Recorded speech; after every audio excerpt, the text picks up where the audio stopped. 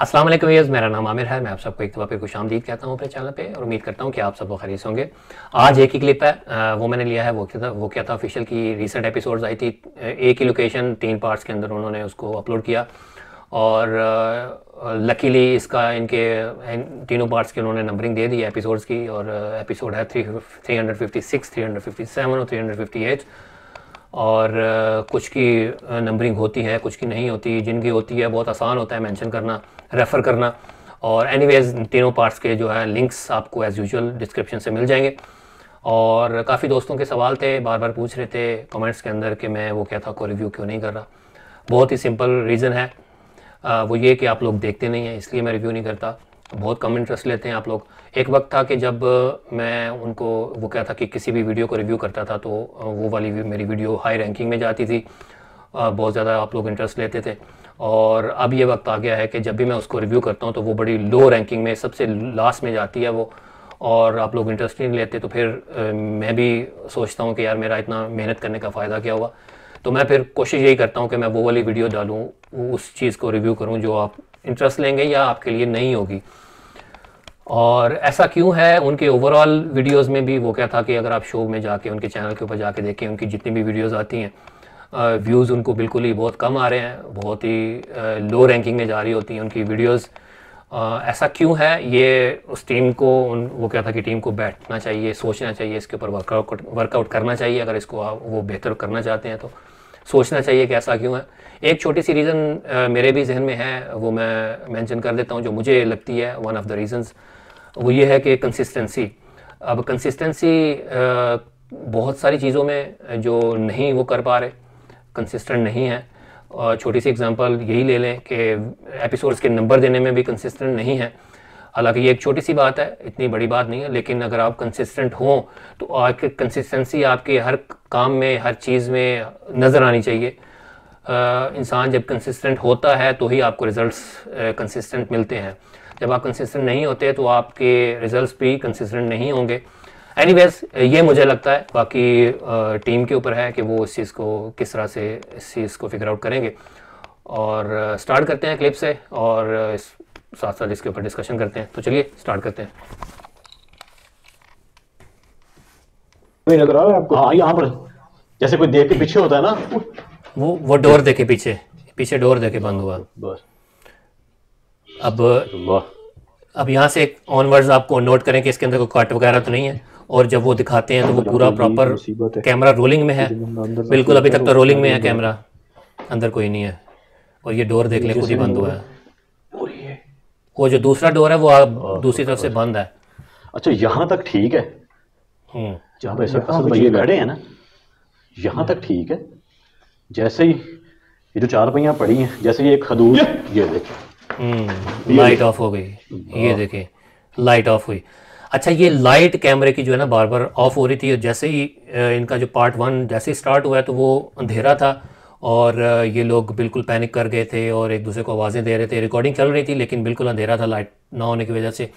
और उसमें कुछ आवाज़ें भी आई, इनको शायद थप्पड़ पड़ने की, कुछ इस तरह से एक दूसरे के अंदर बैंग कर रहे थे उस वक़्त। और उसके बाद दो तीन दफ़ा ये लोग जैसे ही जिस तरह से अब गए हैं इस तरह पहले भी गए थे तो कैमरे की लाइट ऑफ हो रही थी, वो फिर बाहर आ रहे थे। तो उस वक्त तक कोई इतनी ज़्यादा क्लैरिटी नहीं आ रही थी, मुझे समझ नहीं आ रही थी कि ये लाइट क्यों ऑफ हो रही है। लेकिन जब इस दफ़ा असद भाई अंदर गए हैं और कैमरा चांद भाई का बाहर था, उनको रिकॉर्ड कर रहा था मुसलसल, और चूँकि असद भाई का कैमरा ऑफ हुआ था तो अंदर जब गए हैं तो जब वो बाहर आए हैं तो कैमरा खुद ब खुद ऑन हो गया, और सॉरी वो जो लाइट है वो खुद ब खुद ऑन हो गई। तो क्लियर हो गया कि वाकई उनके हाथ में, उनके कंट्रोल में ऐसा कुछ नहीं था कि वो खुद से लाइट ऑन ऑफ कर रहे हों, बल्कि ऑन कैमरा वो जो लाइट है ऑफ हुई, फिर वो ऑन होती हुई नज़र आई। तो काफ़ी हद तक क्लियर हो गया कि वाकई ये इसको कोई और कंट्रोल कर रहा है, इसको कोई और इसके साथ छेड़खानी कर रहा है। और अंदर कैमरे मतलब रूम के अंदर कोई नहीं था। अच्छा, ये चारपाई देखें, ये चारपाई बाकायदा ये हिली है, बाकायदा हिली है, और ये वाइड एंगल में खड़े हैं। वेरी गुड यार। ये देखें, मैं स्लो मोशन में आपको रिप्ले में दिखा रहा हूँ, ये देखें किस तरह से ये हिली है। और ये प्रॉपर वाइड एंगल में खड़े हैं, बहुत दूर खड़े हैं, और अच्छा पूरा बड़ा फ्रेम बन रहा है। अब ये डोर देखें, ये देखें, बच गया।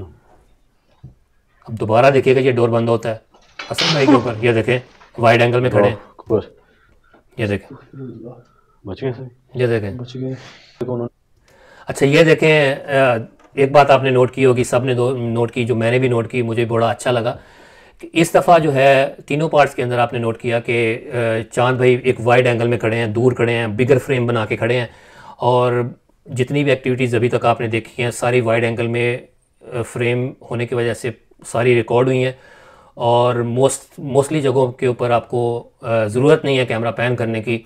पता चल रहा है कि ये उनके उस एक्टिविटी के पास दाएं बाएं कोई खड़ा नहीं है, फिर भी चांद भाई ने पैन कर दिया, उनकी अच्छाई है, अच्छा है। और देखा, अब टीम वो क्या था को भी मेरा मैसेज यही है कि आप देख लें इससे कितना फ़र्क पड़ा है और कितना एक अच्छा, एक गुड फील फैक्टर क्रिएट हुआ है, और एक क्लैरिटी, एक ऑथेंटिसिटी, एक ट्रांसपेरेंसी आपके काम के अंदर आई है जो दिख रही है, पता चल रहा है। तो इस चीज़ को एडवाइस यही है कि आप इस चीज़ को कंटिन्यू करें। पेंट भी नहीं किया जैसे। अब आप देखें, फिर देखें, ये देखें, फिर वाइड एंगल था, इवन फर्दर जाके उन्होंने दिखा दिया, ज़रूरत नहीं थी लेकिन फिर भी दिखा दिया। देखिए वाइड एंगल का होता ही है ना कि अगर आप वाइड एंगल बना के खड़े हैं और आप कैमरे के अंदर जो भी चीज़ हिलती है, एक तो आपको कैमरा पैन करने की ज़रूरत नहीं है, अगर आप कैमरा पैन करना भी चाहते हैं तो थोड़ा सा हल्का सा स्लाइटली आप इधर करेंगे तो वो काफ़ी हद तक एरिया जो है वो कवर हो जाएगा। अगर आप पूरा उसके ऊपर किसी चीज़ के ऊपर चढ़ के खड़े हैं तो कोई भी एक्टिविटी होती है तो आपको बहुत ज़्यादा तेज़ घुमाना पड़ेगा, बहुत ज़्यादा एरिया कवर करना पड़ेगा। अब दोबारा देखें, अब ये डोर पहले भी, ये जो शटर डोर है ये हिल रहा था, अब ये बहुत अच्छा किया उन्होंने, अब देखे फिर भी हिल रहा है। बाहर गए हैं, जाके दिखाया है, अंदर चांद भाई थे, उनकी मौजूदगी में वो हिल रहा था, जैसे कोई काले स्याह रंग की चीज़ होती है। ये चेयर देखें, फिर वाइड एंगल पे खड़े हैं, वेरी गुड, ये देखें, ये देखें, ये देखें, ये देखें, मुसलसल रीडिंग आ रही है, जरूरत ही नहीं है पैन करने की। किस्म की जो है ना वो इधर से भी रीडिंग आ रही है, ख्याल से जरा मुसलसल रीडिंग आ रही है आसपास। ये देखें, ये कर्टन हिला है, ये देखें, फिर वाइड एंगल में खड़े थे, फौरन ही कवर हो गया एरिया, कितना एरिया कवर हो गया फौरन ही, लेफ्ट की तरफ पैन करने की जरूरत ही नहीं है। ये पेडेस्टल फैन देखें, इतनी ऊंचा कौन हिला सकता है, देख लें। फिर ये देखें, फिर वेरी गुड, बाहर जाके दिखा दिया, वैसे जरूरत नहीं थी, बाहर जाके दिखा दिया। अभी मुझे जो है अभी नहीं नजर आएगी पर थोड़ी शारी भाई की ना, ये जो हुड है, हुड पहना हुआ ना, यहाँ से किसी ने खींचा है, यहाँ से खींचा किसी ने, मैं रिप्ले में दिखाता हूँ, ये देखें, ये देखें, ये देखें, ये किसी ने खींचा, ये देखिएगा, ये देखें प्रॉपर खींचा किसी ने, और फौरन कैमरा पहन के, इतनी जल्दी कोई भाग नहीं सकता ना, इम्पॉसिबल। वो देख ले, ये देखें, अच्छा ये देखें यार, ये देखें यार, उस चीज की बहुत ही तेज स्पीड है। अच्छा ये जो आवाज़ आई है, जैसे चाबुक होती है ना, चाबुक आपके हाथ में और आप ज़ोर से इसको मारें तो इस तरह की आवाज़ जनरेट होती है, और या कोई रस्सी हो आपके हाथ में और आप ज़ोर से उसको घुमाएं बहुत तेज़ी से, तो उस तरह की ये आवाज़ होती है। और इससे पता यही चल रहा है कि कोई ऐसी चीज़ है, कोई ऐसी एनर्जी है जो बहुत ही स्पीड में गुजरती है पास से, और बहुत ही उसकी पतली, उसकी जो सरफेस है, वो जिस शेप में वो गुजर रही है वो रस्सी नुमा है या चाबुक नुमा है, ऐसा मुझे लगता है। तभी ये आवाज़ जो जनरेट होती है तभी होती है कि बहुत उसकी सरफेस पतली हो, जैसे रस्सी हो, और जैसे ही वो गुजरी है साथ ही ऐसा लगा कि जैसे डस्ट उड़ाई हो किसी ने नीचे से ऊपर की तरफ। ये इम्पॉसिबल है कि कोई इस तरह से कोई इंसान इस तरह से करेगा। एनीवेज आप देख लें, कैमरा पैन भी किया है उसके बाद उन्होंने, डेफिनेटली पैरानॉर्मल। हाँ ये क्या है, ये नीचे था, नीचे कोई इधर से आवाज आई है, पता नहीं वाकई इधर इस रूम से आई है, इस रूम से आई आवाज। अच्छा वो डोर खोलने लगे हैं। अच्छा ये इस रूम के बारे में उनका बताना था कि वो किसी बुजुर्ग ने, किसी आमिल ने उस मखलूक को इस रूम के अंदर बंद कर दिया है, बंद करके उसके ऊपर कोई धागा वगैरह लपेट दिया है लॉक के ऊपर, और इसी रूम से आवाज़ें भी आ रही हैं। लेकिन एट द सेम टाइम पूरी लोकेशन के अंदर इस तरह की एक्टिविटीज़ तो हो रही थी। तो मेरे ख्याल में जैसा कि टीम ने भी ड्यूरिंग द शो डिस्कस किया कि हो सकता है मल्टीपल एनर्जीज़ यहाँ पे हैं, मल्टीपल मखलूक़ात यहाँ पे हैं, तो ये पॉसिबल है। बहरहाल देखते हैं, उस रूम को खोलने लगे हैं। अब यहाँ पे देखिएगा दोबारा इनकी कोई शर्ट खींची है, ये देखिएगा, ये शरी भाई की, ये देखें दोबारा देखिए, ये देखिएगा अब दोबारा मैंने ब्राइट किया इसको, ये देखें ये किसी ने पकड़ के जैसे किसी ने उठाया हो, अमेजिंग। देख रहे वाइड एंगल का कितना फायदा हुआ है। अच्छा अंदर से आवाजें आ रही हैं, कभी बच्चे की है, कभी किसी औरत की आवाज है, कभी मर्द की आवाज है, कभी किसी जानवर की आवाज लग रही है। ये देखिए औरत की है, अभी औरत की लग रही है। अंदर ही है वो चीज। अभी बच्चे की है जैसे इस दरवाजे के बिल्कुल सामने और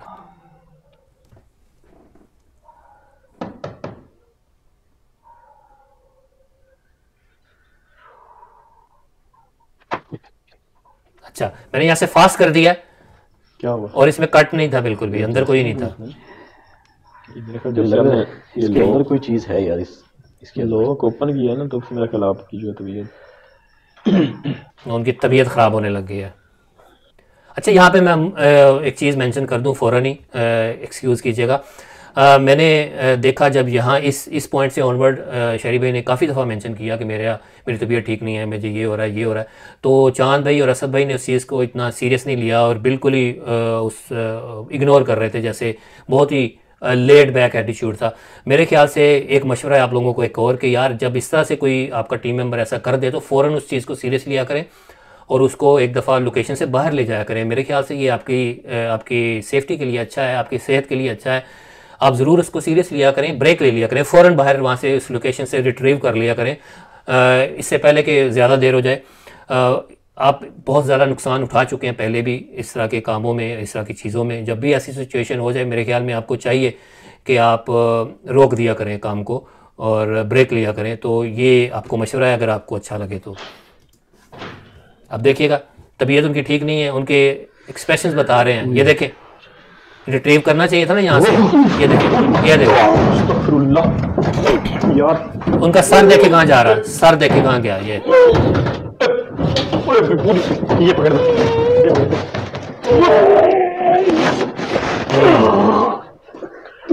ये देखिए जैसे किसी चीज ने उनको पकड़ के सर मारा हो।